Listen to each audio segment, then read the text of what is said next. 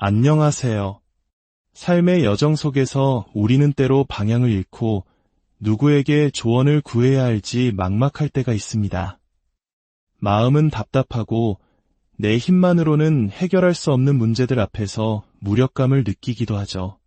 오늘 우리는 바로 그 순간 우리 곁에서 가장 지혜로운 조력자가 되어주시는 분에 대한 깊은 이야기를 나누고자 합니다. 오늘의 이야기에 앞서 잠시 주님의 은혜를 나누는 시간을 갖고자 합니다. 이 메시지가 여러분의 마음에 울림을 준다면 구독과 좋아요를 통해 더 많은 이들에게 이 희망의 이야기가 전해질 수 있도록 동참해주세요.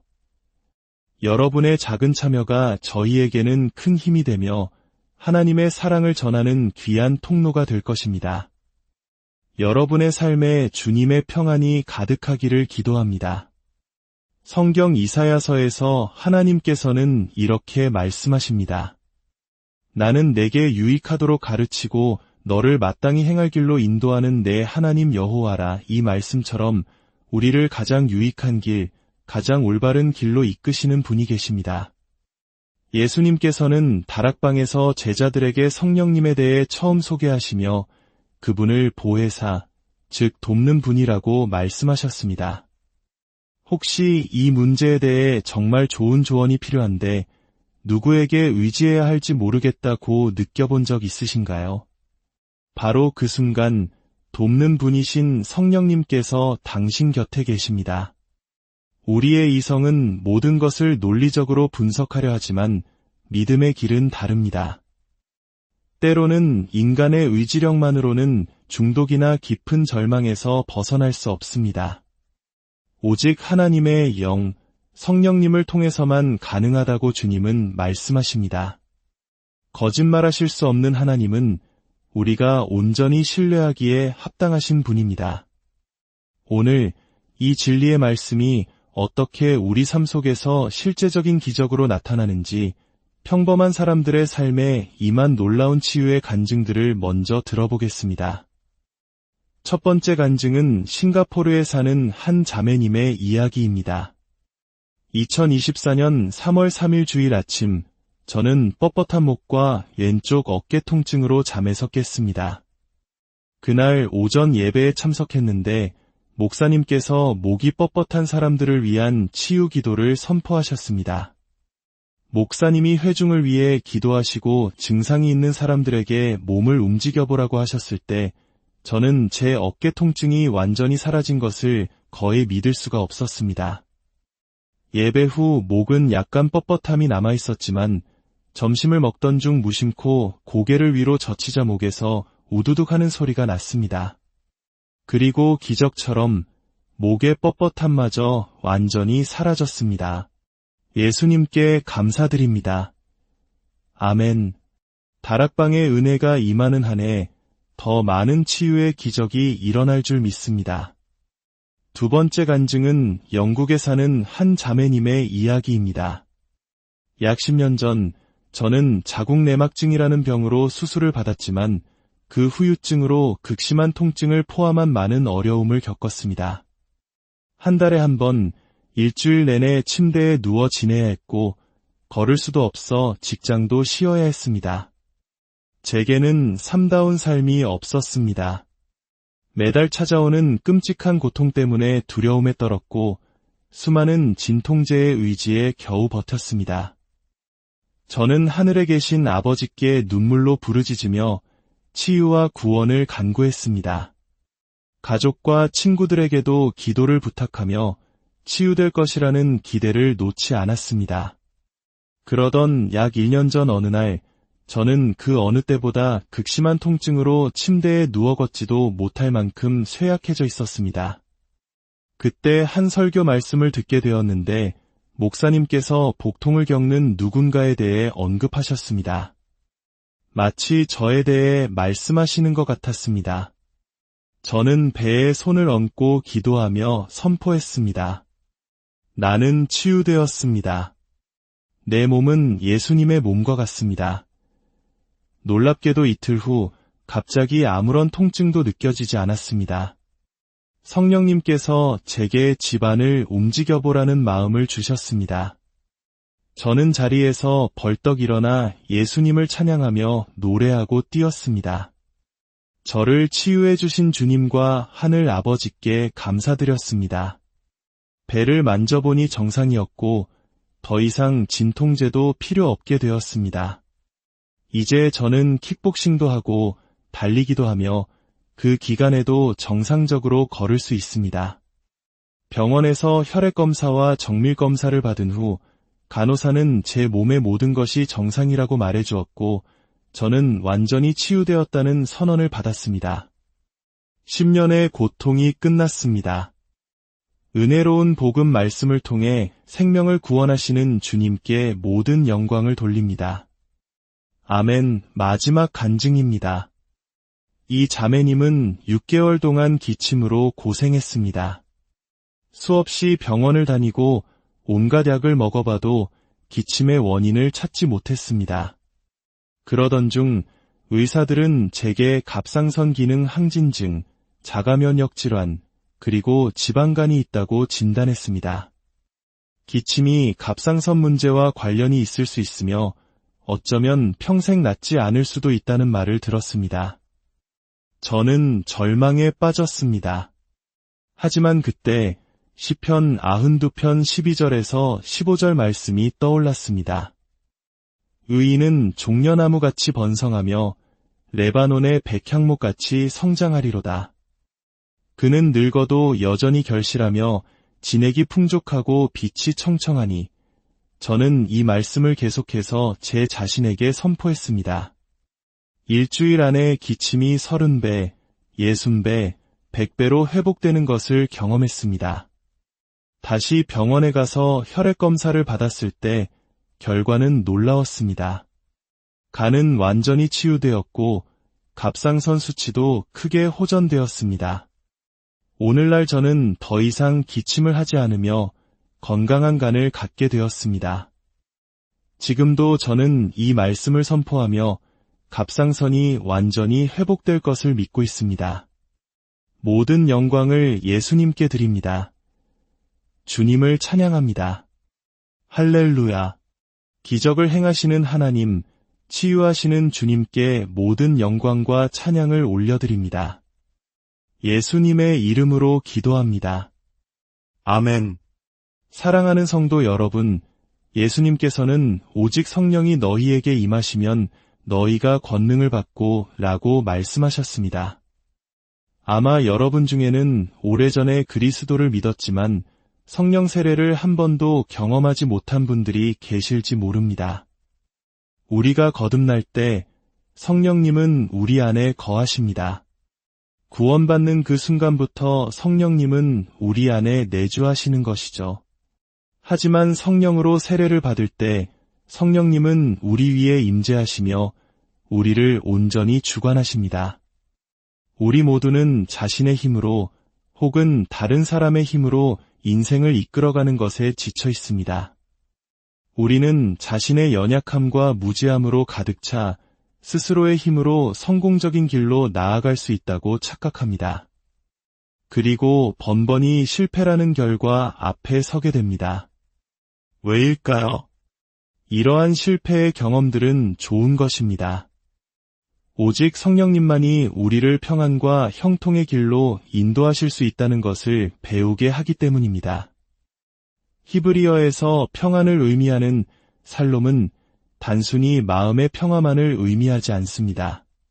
그것은 우리의 영과 혼과 육을 위한 건강, 안녕, 그리고 온전함을 포함하는 단어입니다. 오직 성령님만이 우리를 평안과 형통의 길로 인도하실 수 있습니다. 예수님은 성령님이 오시면 그가 모든 것을 가르치고 모든 진리 가운데로 인도하실 것이라고 말씀하셨습니다. 선지자 이사야는 예언했습니다. 나는 내게 유익하도록 가르치는 주 너의 하나님이라. 하나님께서 우리를 가르치실 때는 항상 우리에게 유익이 되도록 하십니다. 결코 손실을 입거나 실패하게 하지 않으십니다. 실패하지 않으시는 유일한 분, 오류가 없으신 유일한 분은 바로 성령님이십니다. 그분은 지금 여기에 계시며 하나님의 자녀인 당신을 충만하게 채우기를 원하십니다. 성경을 보면 성령으로 충만해진 사람은 하늘의 언어, 즉 방언으로 말하는 것을 볼 수 있습니다. 그것은 배운 적 없는 새로운 언어, 하늘로부터 온 언어입니다. 사탄은 그 언어를 해독할 수 없으며 그 언어는 당신을 축복하고 당신의 내면을 강하게 세워줄 것입니다. 그것은 능력의 언어입니다. 성령 세례를 받을 때 당신은 능력을 받게 됩니다. 어떤 능력입니까? 병든 자를 고치고 사람들의 마음을 우울함으로 몸을 질병으로 억압하는 악한 영들을 쫓아내는 능력입니다. 만약 당신이 한 번도 성령 세례를 받은 적이 없다면 지금 당신을 위해 기도하고 싶습니다. 사도행전 2장을 보면 오순절날 다락방에 성령님이 강한 바람처럼 임하셨을 때 성경은 그들이 말하기 시작했다고 기록합니다. 성령님이 아니라 그들이 시작한 것입니다.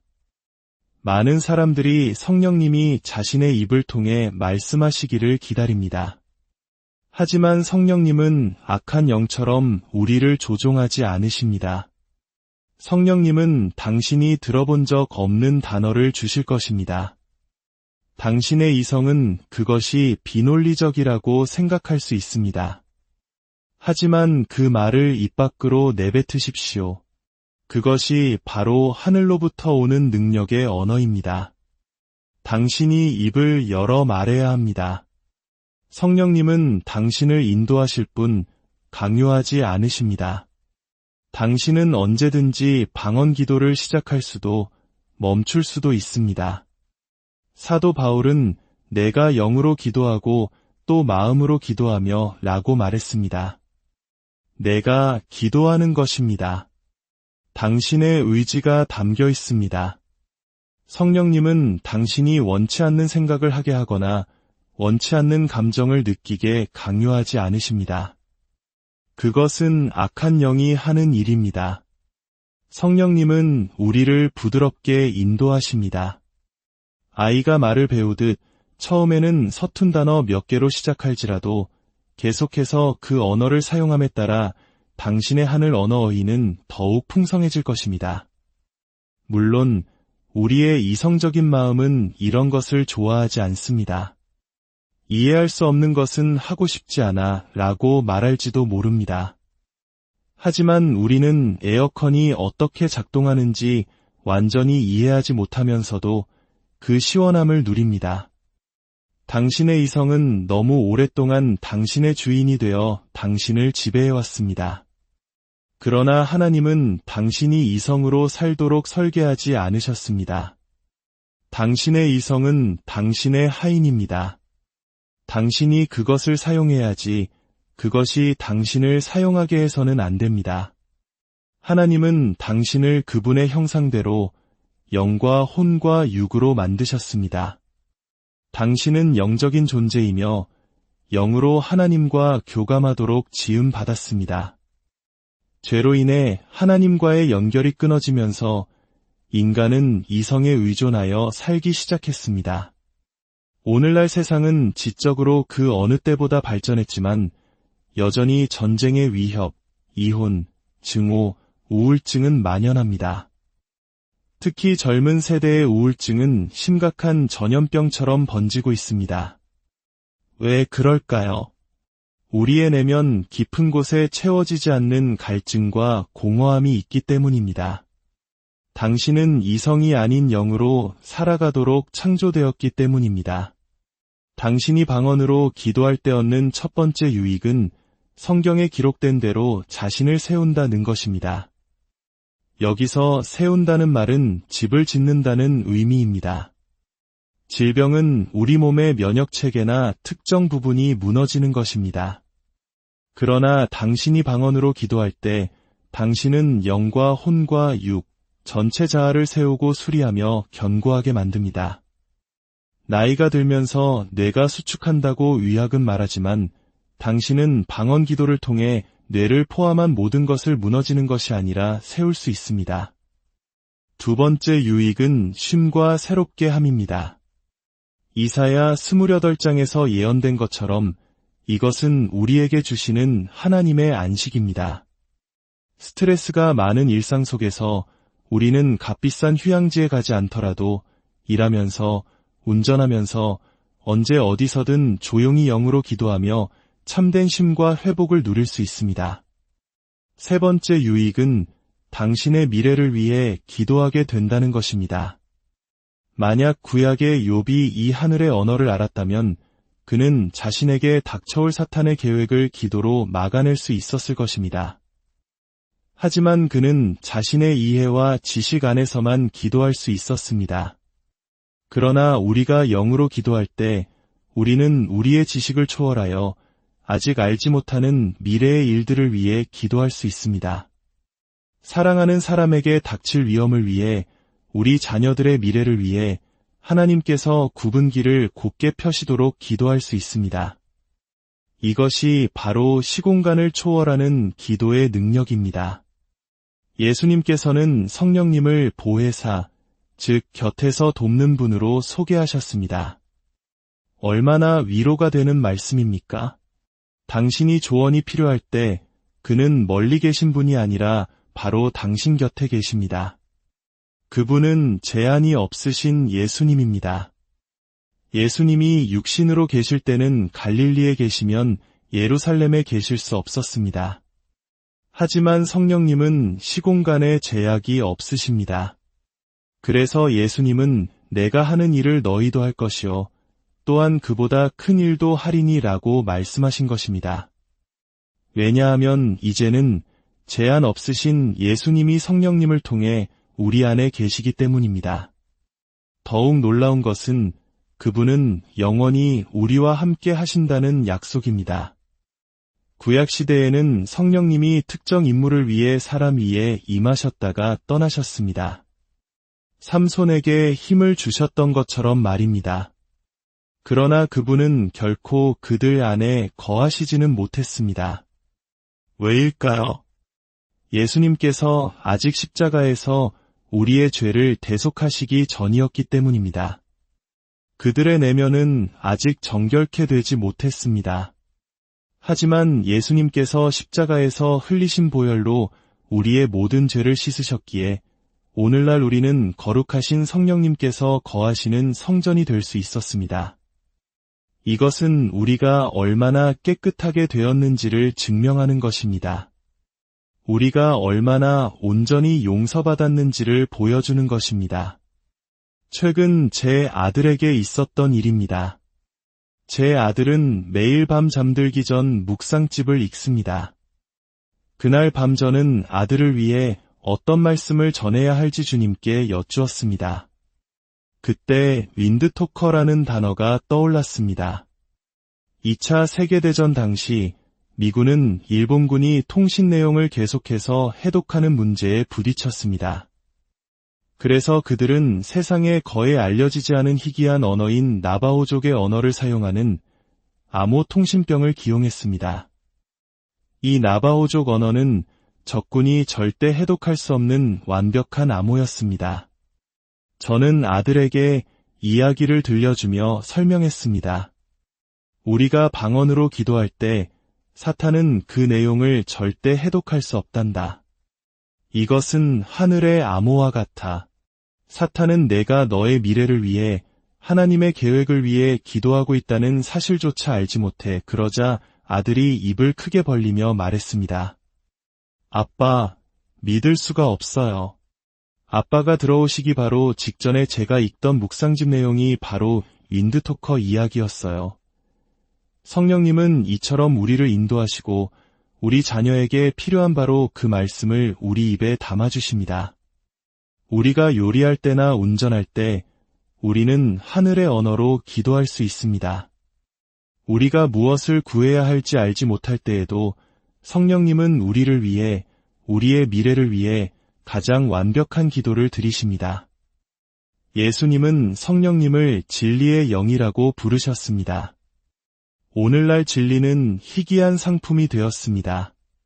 수많은 전문가들의 의견은 서로 엇갈리고 우리는 무엇이 진실인지 혼란스러울 때가 많습니다. 예수님은 말씀하셨습니다. 진리를 알지니 진리가 너희를 자유롭게 하리라.